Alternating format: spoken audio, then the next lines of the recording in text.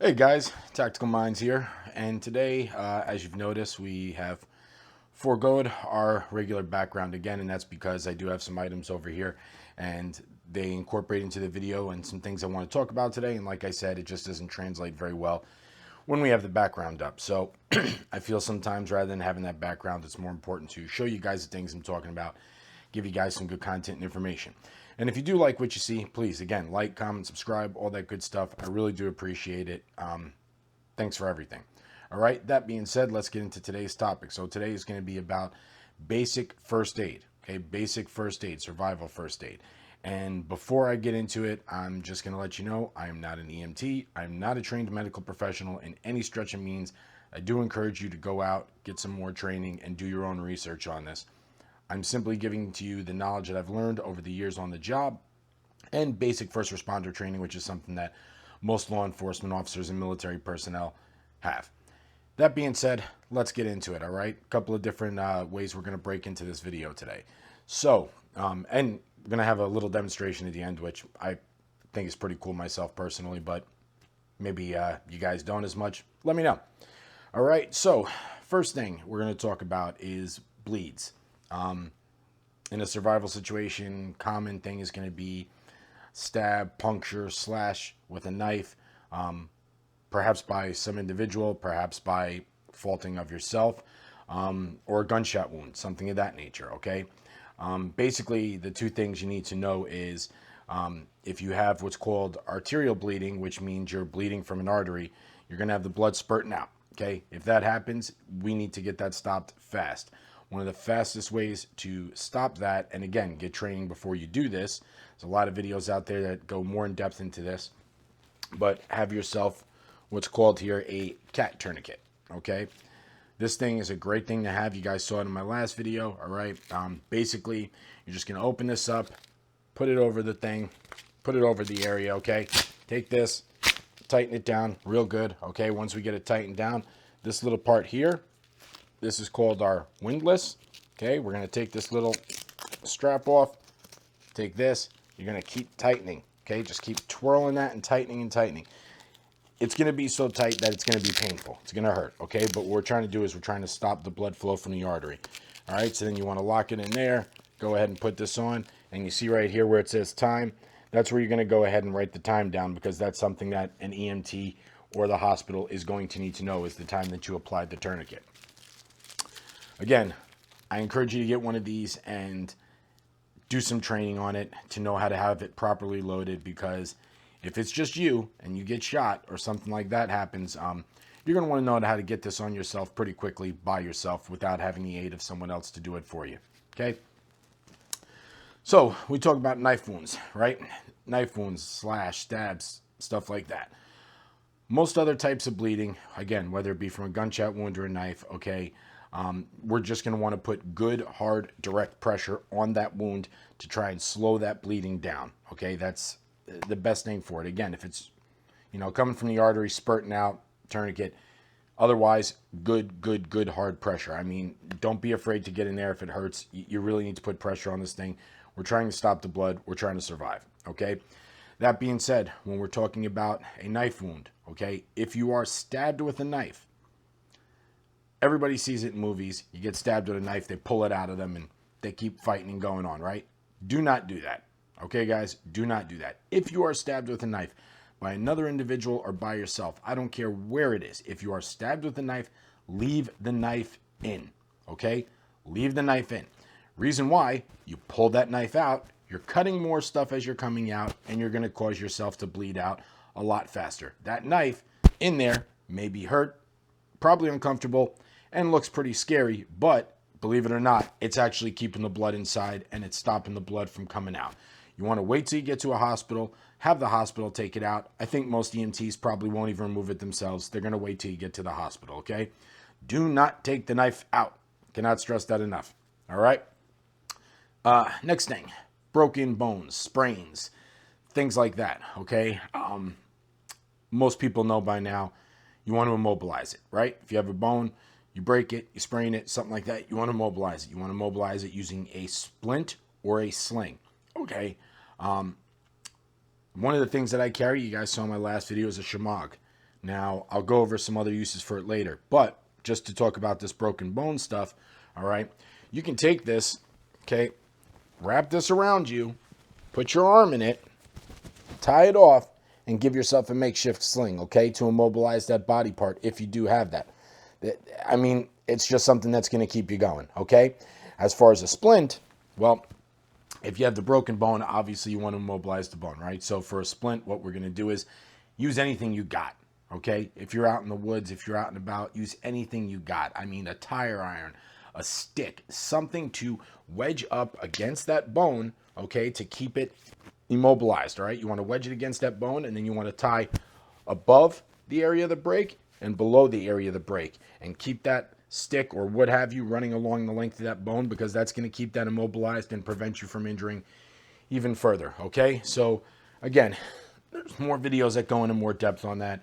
I'd encourage you to actually look at it more, do more training, and practice these techniques. Practice tying a sling on yourself with one arm, using your teeth to tighten it down, okay? Because again, a lot of times it may just be you out there. So that being said, let's get into the next type of thing, all right? Let's talk about this. All right, let's talk about this because it kind of does apply to the first subject a little bit as well, right? You guys saw this in my last video. This is a little medical kit that I carry around that I was given by work, okay? There are lots of medical kits that you can buy on the internet, through Amazon, through other ways. A lot of them are very expensive and, in my opinion, not very well stocked, some of them. And some of the well-stocked ones are rather much more expensive. Me personally, I would say go to the store, maybe get yourself a basic first aid kit, but I would build one personally because you're going to have the stuff that you're going to know how to use, and it's going to make more sense to you. Okay, that's my opinion. It's a cheaper way to do it. So if you're trying to build yourself a nice first aid kit on the cheap, I would build one myself. That being said, I also would always have one stocked in my home, in my car, in my go bag. I would have one stocked everywhere, okay? First aid is just a huge thing. I mean, it's basically the difference between life and death, all right? So let's look in this little pouch right here that I keep on my go bag, and let's go ahead and talk about what's in this. So, I'm going to open it up like this, little clamshell thing. What just fell out? Chapstick, all right? Chapstick for your lips. You know, also, as we talked about, we'll see in later videos, you can actually use this to help start a fire, okay? That being said, what else do we keep in here, all right? Let's throw this over here. What else do we have? I always keep some of these liquid IVs, okay? Liquid IVs. See it there in the camera? Is it going to zoom in? Yep. Not so great. But anyway, liquid IV, energy multiplier. It's going to also help get electrolytes to your body. For you guys that are military or law enforcement, you probably all heard of Squencher. If you're not, you've seen Squencher. They sell it just about everywhere. Again, it's kind of like a Gatorade. It's an electrolyte replacement. Something that's good for you to have. Okay? Band-Aids. I always keep a bunch of Band-Aids for all our little ouchie boo-boos and stuff like that, right? Because Band-Aids work. I mean, it's basic. Okay? What else? Something else that I do recommend. A quick clot sponge, okay? This has a certain agent in it, and I forget what it's called, but I believe it's a hemostatic agent. But basically what it's going to do is you're going to put this over a severe wound, and it's going to help your blood to clot quicker, and it's going to really help to slow down this bleeding. Quick Clot Combat Gauze, you can get them online. They're available just about anywhere. It is a very good life-saving tool to have, okay? Gloves, got some gloves in here, all right? Gloves, obviously, if we're dealing with wounds, holes, cuts, things like that, we're worried about infection, right? Infection is a huge thing. If it gets infected, it's going to be a real bad day. So we don't want to get infected, so we want to use gloves to keep ourselves safe. Hand sanitizer, things like that, most of you guys have that stuff, right? This one here, roll of duct tape. Roll of duct tape, again, used for a lot of different things. Repairs, injuries, starting a fire. Part of survival first aid is hyperthermia and, overheating. Okay, so this can be used for a lot of different things. Always a good thing to have. All right, next thing we have is basically something to make a sling with. Again, if you carry the shemagh, you have another thing. But like I always say, right? 2 is 1, 1 is none. Redundancies. Always have redundancies. A couple other little things in here, nose flange, things like that. I'm not really trained on stuff like that, so I'm probably not going to use it, to be honest with you, but I guess it's good to have extra, right? Next thing, over on this side, we've got some compressed gauze, okay? You see that there? Compressed gauze. There we go, zooming in. All right. Again, bleeds, stopping them, putting pressure on them, things of that nature, right? Another thing we're talking about heat-related injuries, which we'll get into more a little bit later. Survival rescue blanket. These things are cheap and they're everywhere. I do suggest carrying another type of blanket, preferably something wool. It's going to keep you warm. That's going to help you more with hypothermia, but these can be used in a pinch, and I'll show you a tip later to actually use these to help keep you a lot warmer if you can't get an actual fire going. All right, more about that in a few minutes. So that's just the basics of what's in here, okay? And like I said in my last video, do always carry Imodium, Tums for heartburn, Imodium obviously for diarrhea. You do want to carry your Tylenol, ibuprofen, things of that nature, because obviously if you're dealing with pain, you want to be able to control that, right? So that being said, all right, so we're talking about heat-related injuries, cold-related injuries, temperature-related injuries, right? Temperature-related injuries. So obviously the two biggest ones we're worried about is overheating or overcooling, right? Going hypothermic. We don't want either one to happen. So in those two things, first of all, let's talk about if we're overheating, okay? A couple of things. Most people, when you're in the heat, you're in the sun of the day, a lot of people like to roll their sleeves up, right? Like I'm doing inside the house. What I'm saying is, if you're out in the sun and it's very hot out, you're out in the desert somewhere, do not roll your sleeves up, okay? As much as it may feel like taking layers of clothing off and exposing your skin makes you feel cooler, in actuality, you're absorbing more of the sun rays and you're actually causing your body to heat up a lot faster. You may feel cooler, but you're not really cooling your body down, okay? Another thing about overheating.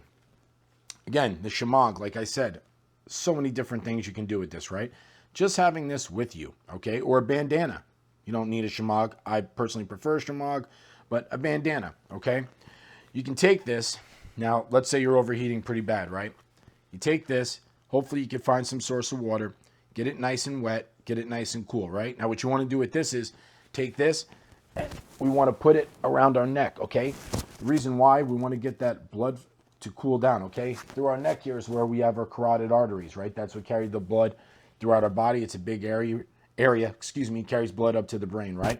So by cooling down our carotid arteries, we're actually cooling the blood that's flowing to our brain, therefore cooling our body temperature down more so that we don't overheat. It may not feel as it's cool, but trust me, it's going to do the job a lot faster than just wrapping it anywhere else, okay? Again, we want to get that blood flow from our carotid to cool down. So another thing, heat-related injuries. All right, if we are out in the desert and stuff like that, consider things like find an area of shade, okay? Stay in the shade during the day, move during the night. That's probably one of the best things that I would say if you're in that type of situation and you're trying to survive, okay? So now let's talk about cold-related injuries, right? Hypothermia. Hypothermia is a huge thing and can kill you very quickly, sometimes within an hour or so, all right? So what are some ways we prevent ourselves from being hypothermic? Well, obviously, wear warm clothing, right? Wear warm clothing. That's a big, big thing. Wear stuff, again, shamag, right? Wear something on your head, okay? Because you lose a lot of heat through your head and a lot of heat through your hands, okay? Wear something on your head, something like having a beanie. I've been out in some very cold weather, and sometimes just having a beanie on my head has kept me so warm and kept me going through the night. Really, it's a life-saving thing to have, okay? Another thing, obviously, besides layers of clothing, we want to go into things like being able to start a fire, okay? Hundreds of different ways to start a fire. A lot of guys out there, a lot better to talk about that than me. I know my basic ways of doing a fire, but again, that's for another topic, another video. What I would suggest is know how to start a fire and practice starting a fire. You'd be surprised how many guys don't know how to start a fire, don't even know how to start a charcoal grill and get just charcoals going, okay? Learn how to start a fire. Really, it can save your life if you need it, okay? Now, also, there are some other things, okay? That survival blanket, that emergency blanket, right? You can get those anywhere for like 99 cents. Like I said, not going to be the best thing to keep you warm. But there is a little trick that you can use to keep warm. Now, if you happen to be in a scenario where you're trying to escape and evade, okay, let's say you're in a dangerous area, there's people looking for you, you're being tracked, you're trying not to be tracked, right? Because you're trying not to die. If you start a fire, well, that's great for keeping you warm, but what's another thing that does? That's going to give you away a signal, okay? The smoke from that fire is going to be able to be smelled from miles away, and the sight of that fire at night, that glow, is going to give off a big thing. So, what's something we can do with our emergency blanket? Keep ourselves warm and reduce our signature to not allow people to see us, all right? Having yourself a basic candle. Now, this candle is made by the company UCO, UCO. I do have the matches for there that I'm going to do a demonstration with in a minute, but I wanted to show you guys this little trick, okay? Taking this candle lights for 9 hours, okay? That should be enough to get you through a night. Again, I would always recommend carrying more than one. Like I said, 2 is 1, 1 is none redundancies. Not going to keep saying that, right? Take this candle. We get it lit, okay? Now, if we're outside, we've got some dirt, something like that, right? Stick it in the dirt. Basically, we want this thing in between our legs, okay? We're going to get this lit, take it in between our legs. Then we're going to take our emergency blanket. I know this is shemagh. I'm saying if the emergency blanket we had, right? We're going to take it, we're going to get it over our head, and we're going to get it over our body, okay? We're going to get it over us as best we can, covering here, here, and covering over this candle, okay? Now, what's going to happen is, by doing this and having this candle in this emergency blanket, the emergency blanket is like tin foil. It's reflective. So it's going to reflect that heat back onto your body, keeping your body heat and keeping that reflective heat warm. Also, what that's doing is, obviously because you're covering it, you're keeping the wind off you, you're keeping the heat inside, and we're reducing our signature, right? People aren't going to see this little bit of light that you got covered in a tinfoil emergency blanket, but they are going to see a big fire. So again, that's a tip that can keep you going throughout the night. Make sure that you don't go hypothermic, but also could reduce your signature, again, if you're in an area where you're being tracked, and that's something that you need to worry about at that time, right? Let's see. Another basic thing. CPR. Most people should know basic CPR. Get training on CPR. Nowadays, they say that the 30 chest compressions are the most important part and that you do not need to give the 2 rescue breaths. However, if you're trained to do so and you are going to give rescue breaths, if it's a loved one or something like that and you want to, step it up a little more, I would always carry something like this. Now, I carry this just on my car keys, okay? This little pouch here, very little. Again, you can put on any key ring. Not going to take it out, but if you look inside, you can see there's a little thing in there, okay? That little piece of plastic. Basically what that is that's a face shield that you can put over the person's mouth so that you're not breathing directly into their mouth, getting germs, stuff like that, okay? Again, it's a cheap little thing. You can throw it on your key ring. If you really need it, it comes in handy. But like I said, the chest compressions are the biggest thing, right? Because the chest compressions is where we're literally pushing air into the lungs. We're causing the lungs to push that air up and, put that air into the body. So anyway, another thing, when we're talking about cuts and bleeds, like we were talking earlier, right? We were talking about infection setting in. Have something with you, peroxide, rubbing alcohol, or if you're like me and you like whiskey, even whiskey, okay? Regular alcohol can be a disinfectant, but have something to disinfect that wound. You don't want to get dirt into that wound because once infection sets in, you can really have a serious problem on your hands, okay? We do not want infection to set in.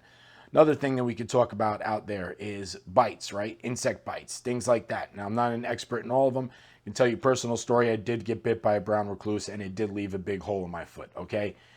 If you get bit by something, a brown recluse spider, you wouldn't feel. But if you do wake up one morning and find something the size of a gumball shape sticking out of your foot, take my word for it, guys. Get yourself to a doctor right away, okay? You probably got bit by a brown recluse, and quite honestly, you don't even feel those bites because it is a necrotoxin. Basically, it eats the flesh versus a black widow, which is a hemotoxin. You get bit by a black widow, you're going to know it quick, okay? Again, get to a hospital. Snake bite, okay? You get bit by a snake, all this nonsense you see in movies about sucking out the poison and stuff like that, that stuff doesn't work, okay?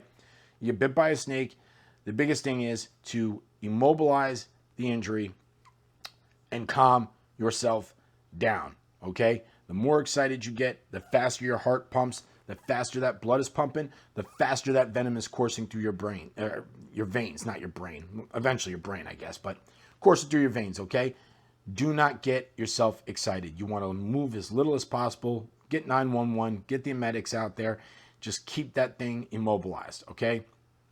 Other types of stuff, you know, scorpion stings and stuff like that. Basically, something cool to cover it with. Bee stings, stuff like that, okay? Something cool to cover it with. Try and get the stinger out, but for the most part, that stuff is probably not going to kill you unless, obviously, you have an allergic reaction going to anaphylactic shock, and that's a whole nother subject, okay? So those are just some basic survival first aid things. All right.